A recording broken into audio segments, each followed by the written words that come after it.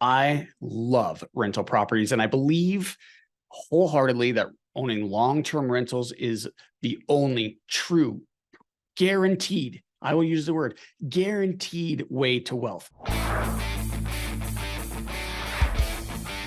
Hey, it's Kevin A. Malsh, Pine Financial Group, where we work together so you succeed. Hey, you found us here on Facebook, you found us here on YouTube. Please do me a favor. We're trying to build a channel so we can help more real estate investors. Please hit like, hit subscribe, and leave us some comments below. I'd love to interact with you. Today, I want to talk about 5 ways to invest in real estate. There's a lot more than 5, but these are probably the 5 most common ways we see real estate investors invest in real estate for profit, and they do extremely well. So number 1, wholesaling. This tends to be a good first step for real estate investors because you don't need any cash or credit or anything.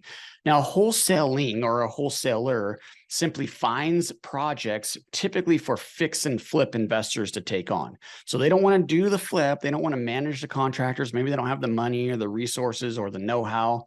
But they're good at finding projects. So they put out the marketing campaigns, they do the cold calls, they knock on the doors, they do all of the things necessary to find projects, and then they get it under contract, and then they sell that property or that contract to another real estate investor to actually do the project. So real quick, simple math, that you might look something like this.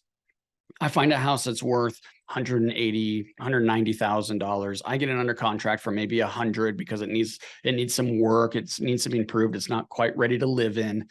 So I get it under contract for $100,000, but I know an investor will buy it for me at $105,000 and still do well as a fix and flip. So maybe I mark the property up to $105,000 and charge a $5,000 fee for my time and effort to go out and find that project.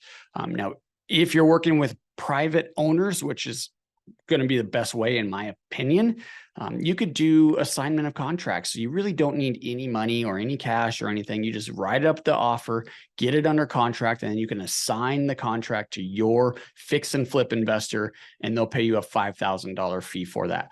There's a lot of videos on this channel about wholesaling, how to find deals, how to get started as a wholesaler, the benefits, some of the problems we see in the wholesale industry and in the wholesale business. So check out those videos. But wholesaling, number 1, is an easy way. I shouldn't say easy. It's a manageable way to get started as a real estate investor. Number 2, most common, really, I think it's the most common, is rental properties. So you buy a property, you rent it out for the long term, right? Maybe you do a 1-year lease, long-term rental. And then over time, your tenant's going to be paying off your mortgage for you. You're going to get all the tax benefits of owning a long-term asset. So depreciation, and you can write off all your expenses, car miles, all of those benefits you get with owning a long-term asset. Also, when you do liquidate or sell, you get the capital gains tax instead of a earned income tax like you would get with a fix and flip. So those 2 benefits, you get to experience all the appreciation over time, right? Because over time, real estate does go up in value. Even though it comes down every once in a while, it always over the long haul will go up in value. And the reason for that is very simple. It's a real asset that's finite. It's limited. Anything that's limited and it's finite, it can't go away, will increase in value. That's why it's a perfect hedge to inflation, right? The dollar goes down in value, which means everything gets a little bit more expensive, including rent, including home values. So it's a good hedge to inflation. I love rental properties, and I believe wholeheartedly that owning long-term rentals is the only true, guaranteed, I will use the word, guaranteed way to wealth. It does take some time. You got to invest in it and hold it for a long time. But if you do that 1, 2 properties a year and hold it for a time, you will become financially free. I promise you. So rentals. Next one, flips. Now, I happen to love fix and flips because we fund fix and flips. So I guess I'm a little bit biased, but fixing and flipping is, I'm going to say it. Okay. It is not really real estate investing. You're not investing in something and getting paid every single month, right? It pays very well. And again, I love it, but it's a job, high paying job. As soon as you stop doing your fix and flips, your income stops. That's why I don't consider an investment. But so many people consider real estate and fixing and flipping a real estate investment. So I'm going to put it here in this category as one of the top 5 ways we see real estate investors do deals. And it's fixing and flipping, buying a property, discount, fixing it up, and reselling it. Again, lots of videos on this channel on how to be a good fix and flipper, and we can fund those transactions. That's exactly what we do. So if you need any help, any advice, the money, anything we could do to help you as a fix and flipper, please reach out to us. We love fix and flippers. Another one that you're starting to hear more and more of, but I do want to put some caution out there, syndications. So a syndication is when you invest passively into somebody else's project. So most common, maybe it's an apartment building, maybe it's a 100, 150 unit apartment building. No one person is going to take that down. It's just too much money all in one asset. So what a general partner or a sponsor or an active real estate investor will do is pool money from other investors all together. So a group of people can go in and buy a much larger project. So the benefits is you open yourself up to a lot more different opportunities. It is passive. It is an equity position. So much like a long-term rental where you would get the tax benefits and the depreciation and the appreciation and the cash flow and all of those benefits you'd get with a rental property. The difference is you have somebody actively taking the active role in managing that. Now, they might hire a management company to help them, but somebody or some group is the active part of that. And you're sitting back as the passive investor. So we are seeing a lot of real estate investors invest in different syndications. I happen to be invested in a handful of them.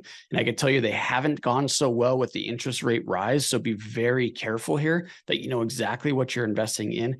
And you're primarily investing in the sponsorship group, not the asset under that. So let me be very clear about this.